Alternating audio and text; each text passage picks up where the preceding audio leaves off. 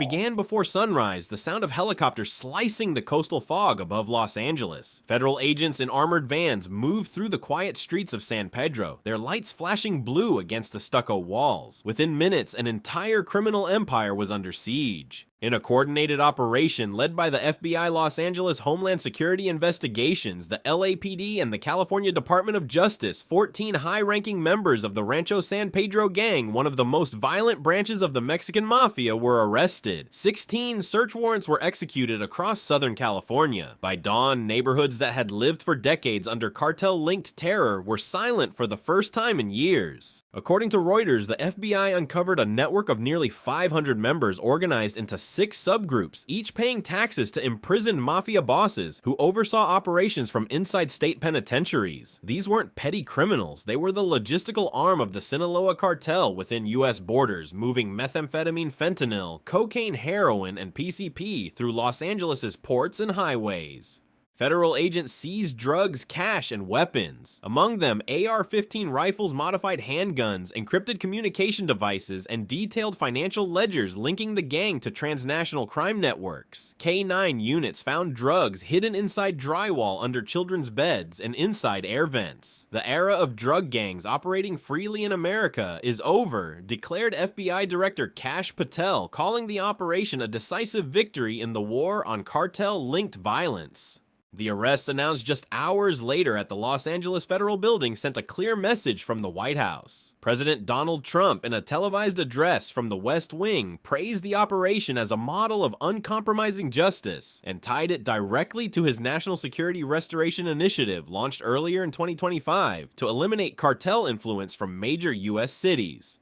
Behind the political symbolism lies a more tactical truth. According to DW, the FBI task force relied on Operation Mosaic, an AI-assisted targeting system integrating surveillance from drones, social media, and customs data technology originally developed for counter-terror operations in Syria. The line between law enforcement and military intelligence has all but vanished. The Guardian noted that each arrest was executed with surgical precision officers in unmarked vehicles, body cams streaming live to federal command centers, algorithms predicting escape routes in real time. It wasn't just a raid, it was a digital siege. But as agents loaded suspects into black vans, a deeper question began to surface. Was this the end of a criminal dynasty or the beginning of a new kind of domestic warfare? For decades, the Rancho San Pedro gang embodied the merger of local crime and transnational cartels. Its leaders enforced loyalty through violence, executing rivals even behind prison walls. Federal officials told BBC News that this structure mimicked insurgent models seen in Central America, where criminal syndicates function as shadow governments.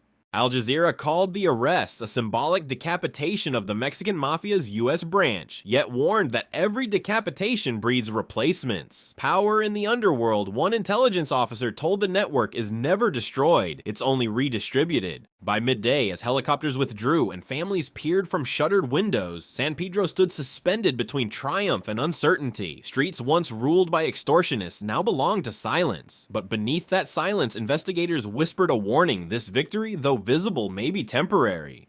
Because when a criminal empire falls, something always rushes in to fill the void. And so as Los Angeles wakes to the aftermath of the largest anti-mafia operation in a decade, one question hangs heavy in the morning haze. Has America truly broken the cartel's hold or merely forced it to evolve?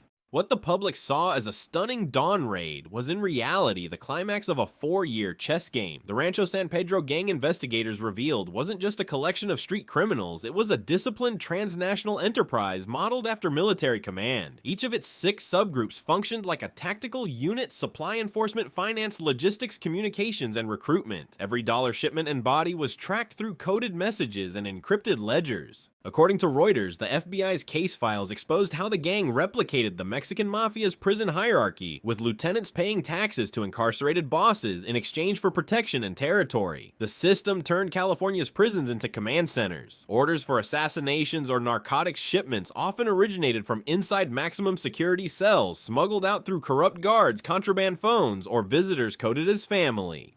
DW reports that the organization's supply chain ran deep into the Sinaloa cartel's logistics network, linking West Coast ports to smuggling corridors through Arizona and Texas. Methamphetamine from Mexico was processed in suburban homes. Fentanyl from China entered through shipping containers. The operation produced profits exceeding $20 million per year, fueling a black economy of debt addiction and death. Investigators found that every faction of the Rancho San Pedro gang specialized in a different trade. One handled synthetic opioids, another controlled local extortion rackets, and a third oversaw arms trafficking. They even maintained a disciplinary council, a term borrowed from cartel lexicons, responsible for enforcing loyalty through targeted violence. The Guardian described the gang's code of conduct as a constitution of fear, where betrayal meant execution, often filmed and shared internally to maintain obedience. Federal analysts compared the gang's internal structure to that of paramilitary groups in Latin America. Jane's Defense Weekly noted that the group's logistical sophistication rivaled that of small insurgencies, including encrypted communication hubs, fake business fronts, and overseas laundering channels. It's organized crime operating with the precision of a standing army, said one DHS analyst quoted by Defense News. The Trump administration's Department of Homeland Security saw this not merely as a policing challenge, but as a national security threat. Under the National Security Restoration Initiative, cartel-linked gangs are now classified as transnational hybrid entities, placing them under the same analytical umbrella as terrorist networks. This shift allows intelligence sharing across military border and cyber units, a transformation that critics argue militarizes domestic law enforcement. Supporters of the policy insist the threat justifies the response. This isn't about policing neighborhoods, it's about defending sovereignty, declared Acting U.S. Attorney Bill Asaley, echoing Trump's stance that internal security defines external strength.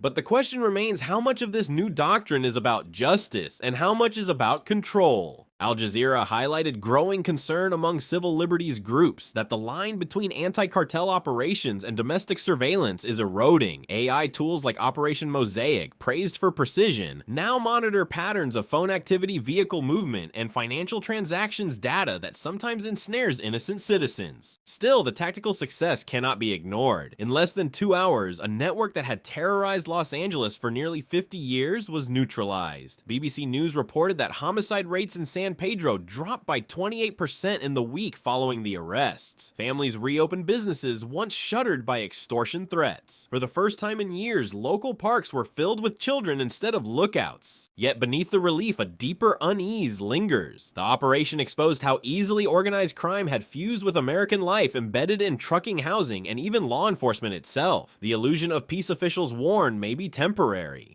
Because in the anatomy of organized chaos, power is never destroyed, it adapts, migrates, and waits. And as new cartels evolve in the shadows of this defeat, one must ask, how far must America go to keep its streets safe before those streets no longer feel free? When the news of the arrests reached Washington, President Donald Trump wasted no time framing it as a pivotal victory in his 2025 National Security Restoration Initiative, a policy designed to treat transnational cartels with the same urgency once reserved for terrorism. Every gang that answers to a foreign syndicate is an enemy of the United States, he declared during a televised address flanked by FBI Director Kash Patel and Homeland Security Secretary Sarah Kendricks. The message was unmistakable. The war on cartel influence had entered a new permanent phase.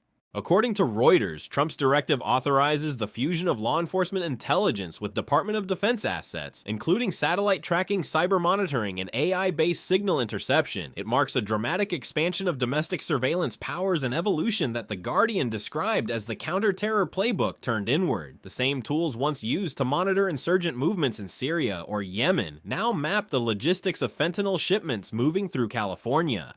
Supporters argue that the fusion of counter-terror and anti-cartel strategy was long overdue. The DW analysis called it a logical progression of 21st century security, where the battlefield is no longer a foreign desert, but a digital network connecting every border port and neighborhood. Federal officials insist the goal is not control, but deterrence, to make the American homeland too transparent for criminal anonymity.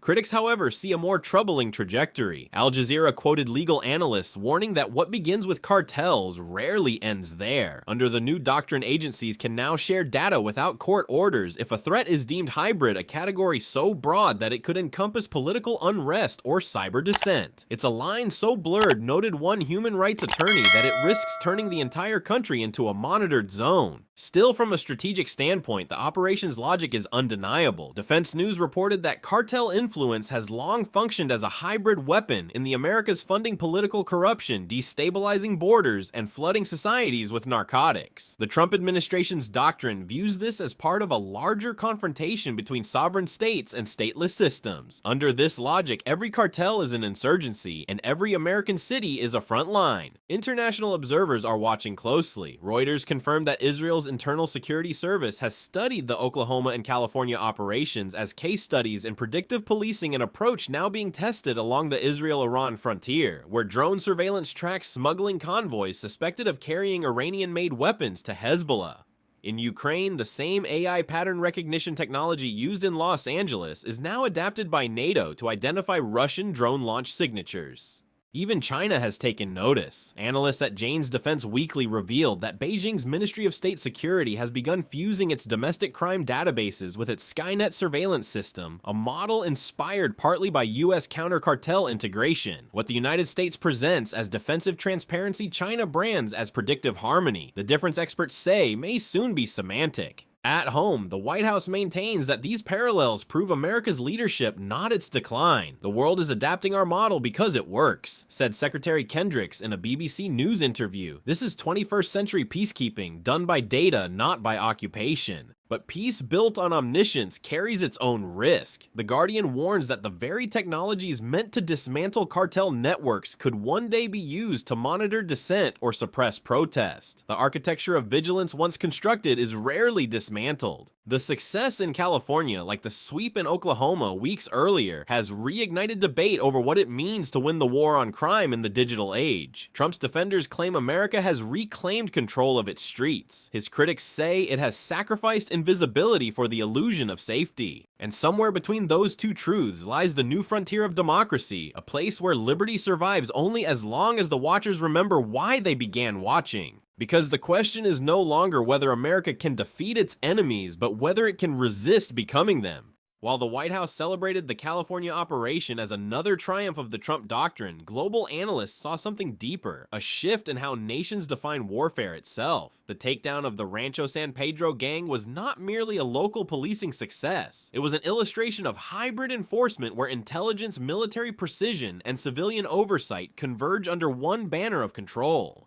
According to DW, this new framework mirrors NATO's evolving defense posture in Eastern Europe. In Ukraine, Western advisors use the same predictive surveillance technology that US law enforcement deployed in Los Angeles, tracking drone flights, convoy routes, and communications metadata. What began as tools against cartel smuggling now underpins Europe's digital defense grid. The battlefield is data, wrote a Reuters defense correspondent, and America just taught its allies how to win it. In the Middle East, Defense News reports that Israel's counter-terror units have drawn lessons from Trump's internal crackdown. Israel's Ministry of Defense is now testing pattern convergence, a system that cross-references domestic crime analytics with external threat intelligence to predict cross-border infiltration. Across the Persian Gulf, Iran's Revolutionary Guard mirrors this concept through its Safe Corridor program, integrating civilian logistics and state surveillance under one unified command. The global parallels are unmistakable. Jane's Defense Weekly warned that as democracies adopt wartime technology for internal policing, the distinction between protection and domination becomes harder to maintain. Every nation now fights the same war against movement itself, the journal wrote. The threat is not the invader at the gate, but the invisible flow of goods, money, and people beyond control.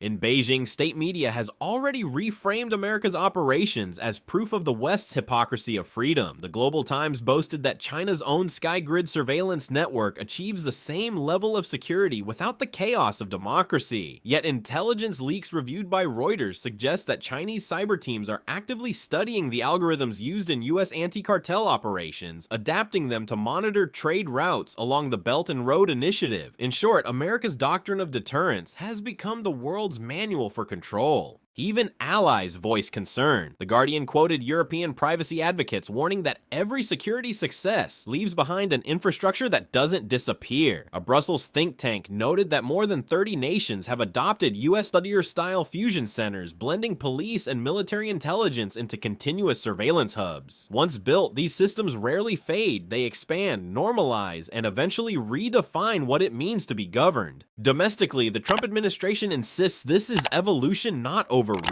White House spokesperson Megan Rowe told BBC News freedom requires vigilance. The cartel crisis forced us to modernize law enforcement the same way 9/11 modernized intelligence. But even within the administration, quiet debates simmer. Some DHS officials privately admit to Al Jazeera that the tools forged in cartel wars could one day be turned toward political unrest, mass protests, or economic sabotage. The line we walk, one said, gets thinner every year. Still few deny the immediate results. Homicide rates in Southern California dropped by 35% in the first month following the arrests. Cross-border fentanyl seizures increased by 22%. The data paints a portrait of success, yet the psychological cost grows harder to measure. Citizens report feeling both safer and more watched than ever before. Cameras bring comfort and anxiety in equal measure. Experts describe this paradox as the surveillance equilibrium, the point where safety and fear exist in perfect balance. Too little control breeds chaos, too much breeds silence. And as nations from Tel Aviv to Taipei replicate America's model of internal vigilance, a chilling question begins to echo through every capital and every command center. If security now requires omniscience, what space remains for trust? In the days following the raids, the streets of San Pedro seemed quieter, but beneath the calm, something uneasy simmered. Yellow police tape came down, yet helicopters still hovered. Families who once lived in fear now locked their doors for different reasons, not from the gangs, but from the uncertainty of what came next. According to BBC News, some residents cheered the arrests, calling them the clean break Los Angeles needed. Others, especially in the Latino community, spoke of disruption rather than relief. Dozens of young men disappeared overnight. Sons, brothers, fathers, some guilty, others simply caught in the storm. Civil rights lawyers told The Guardian that confusion and fear spread as local police, now working under federal joint command, questioned entire blocks of residents in search of secondary suspects. The gang was a parasite, said one community organizer, but the surgery nearly killed the patient.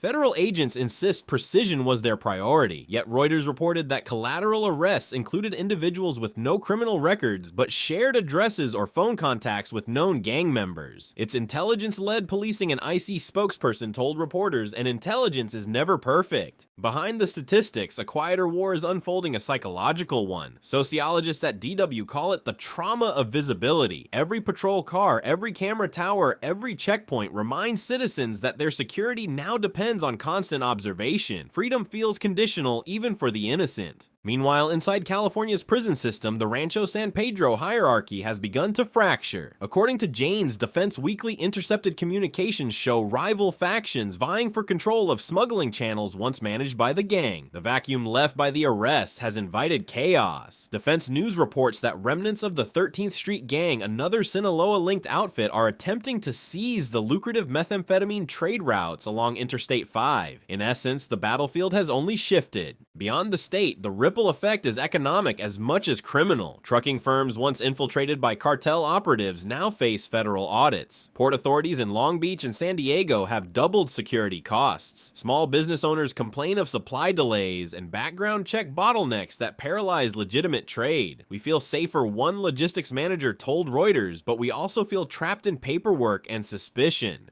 Even the officers who carried out the raids face new pressures. Internal reports leaked to Al Jazeera describe burnout among FBI and HSI agents, many of whom now operate in a permanent state of readiness. "We dismantled the network," said one agent, but it feels like the network dismantled us. Trump's administration portrays these struggles as the price of victory. Freedom isn't free, it's fortified, the president declared during a ceremony honoring the task force in October 2025. His words resonated with supporters who see the campaign as a moral crusade restoring American sovereignty against the corruption of cartel influence. But critics ask whether the nation's spirit is being quietly rewritten. The BBC observed that children in affected neighborhoods now associate law enforcement not with safety but with force. The line between guardian and oppressor blurs with every flashing light. Still, for many in Los Angeles, silence feels preferable to gunfire. Parks are open again, schools report fewer absences. The corner stores that once paid protection taxes now operate freely. Yet a lingering tension remains a fragile peace built on surveillance and uneasy calm beneath the hum of drones.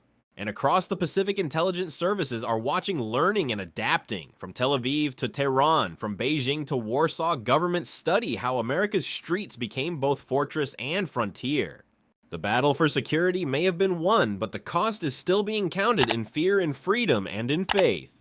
Because once a society learns to live under constant watch, can it ever truly remember how to live unobserved? By late October 2025, the images of armed raids and flashing lights had vanished from television screens, but their echoes lingered in the surveillance cameras above streetlights, in the federal drones still patrolling California's skies, and in the quiet calculations of policymakers who now see crime, terrorism, and national security as threads of the same fabric. Reuters called the Rancho San Pedro take down the template of Trump's second-term security vision, a hybrid model uniting domestic policing with global strategy. Under this doctrine, every threat, be it cartel cyber attack or foreign espionage, is treated as part of one continuous battlefield. DW analysts call it strategic fusion, a world where the same satellite that tracks Russian artillery near Kharkiv also maps fentanyl supply lines in Los Angeles. The logic is simple and terrifying. In a globalized world, there are no isolated threats, only connected ones. Yet as the United States grows stronger in its vigilance, its reflection in the mirror grows darker. The Guardian noted that surveillance legislation passed in early October grants new data sharing authority between the Department of Homeland Security and state police agencies, authority once reserved for counter-terror missions. Supporters argue its efficiency. Critics see the seeds of permanence. Emergency powers, the outlet warned, have a habit of never expiring. At the White House, President Donald Trump presented a different vision. Standing before a crowd of law enforcement officers, he declared, "We're restoring law, liberty, and order. The cartels are finished. America is back in control." The applause was thunderous, but outside, civil rights demonstrators marched in silence, holding signs that read, "Safety without chains." The divide between safety and freedom had never felt wider. According to Defense News, the FBI has already expanded similar operations to Houston, Miami, and Chicago under a program now known internally as Fortress Network. The system uses AI-driven analysis to predict potential gang alliances and intercept shipments before they reach urban centers. Efficiency has reached near perfection, but so has omnipresence. Every port checkpoint and cell phone signal now feeds into a single database headquartered in Virginia, where algorithms decide what qualifies as suspicious movement. BBC News reports that even America's allies are unsettled. British and German officials, while praising US leadership, warned that this model risks creating what one EU intelligence chief called a democracy in perpetual defense mode. Al Jazeera's Washington correspondent summarized it bluntly: "The US is winning the war against crime, but it's losing the feeling of freedom." In San Pedro itself, the effects are subtler but profound. Families once living in fear now walk the streets at dusk. Children play under the same lampposts that hold hidden cameras. The quiet is both victory and verdict. "We got our peace," said a local shopkeeper to Reuters, "but we traded it for privacy." Globally, the pattern repeats. In Israel, AI surveillance once limited to Gaza border crossings is now standard in Tel Aviv. In China, the Ministry of State Security has begun replicating the US fusion model across major cities. In Ukraine battlefield, data flows seamlessly into domestic infrastructure monitoring. Everywhere control is no longer just protection, it is governance. And that is the silent legacy of the Rancho San Pedro operation, not the 14 arrests or the weapons seized, but the precedent it set, a precedent where nations defend themselves not only from enemies, but from uncertainty. For America, the question now is existential. Can a free nation remain both transparent and sovereign? Can safety coexist with the unseen gaze that ensures it? The streets of San Pedro may be safer, but the air feels heavier, as if the city itself is holding its breath beneath invisible watchtowers. And as those towers multiply across the world, one question defines the new age. When every eye is open, who dares to dream unguarded?